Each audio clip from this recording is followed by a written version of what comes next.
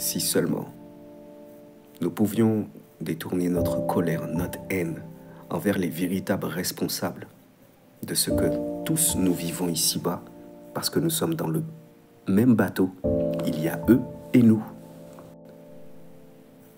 Bien-aimés, nous gaspillons une énergie inouïe. Chaque jour, des torrents de haine, de frustration sont déversés sur des cibles faciles, des miroirs brisés ou pire, sur nous-mêmes. Cette colère mal dirigée, alimentée par les divisions, la désinformation et la fatigue chronique, ne fait qu'étouffer l'air que nous respirons et rend la vie collective insupportable. La question est, si seulement ce chaos permanent servait à un objectif précis. Tu vois de quoi je parle? Tu as déjà entendu parler de cette histoire du contrôle des masses? Si le bruit constant n'était qu'un immense écran de fumée conçu pour que nous nous attaquions mutuellement pendant que les véritables artisans de nos problèmes continuent d'agir en coulisses dans un silence profitable. Les méchants pour régner, ils ont besoin de division. Notre unité n'est pas dans leur avantage. Le moment est venu de remonter à la source. Il ne s'agit pas d'annuler la colère, mais de lui donner une portée juste et efficace. Imaginez la puissance d'un peuple lorsque cette énergie négative actuellement dispersée en chamaillerie stérile est réorientée avec une clarté laser vers ceux qui, par des décisions économiques, politiques ou sociales, sacrifient notre bien-être pour leurs propres bénéfices. Imaginez seulement. Par le cadrage, l'édification, oui, il s'agit de notre révolution intérieure.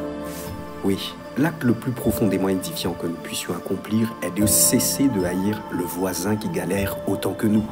C'est de comprendre que la liberté de respirer et la douceur de vivre ne viendront pas d'une victoire sur les boucs émissaires, mais d'une désignation collective et factuelle des structures et des individus qui détruisent la planète, qui accablent le peuple de dettes inutiles et verrouillent les opportunités. C'est ça. Il faut tourner sa haine sur les véritables, les vrais coupables. Et le faire, c'est récupérer son énergie vitale. Tu auras moins de stress, de toxicité au quotidien, parce que la rancœur n'est plus dirigée vers soi ou les innocents.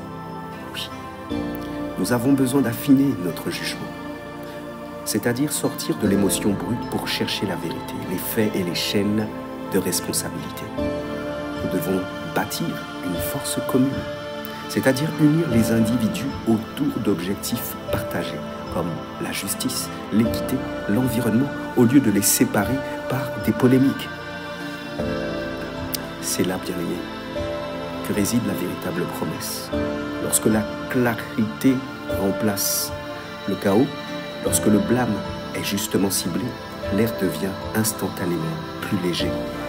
La ville n'est pas seulement plus agréable à vivre, elle devient le terreau fertile d'une transformation réelle. Levez les yeux, respirez. Qui profite de cette division? Qui profite de ce chaos? Le changement ne commence pas en bas.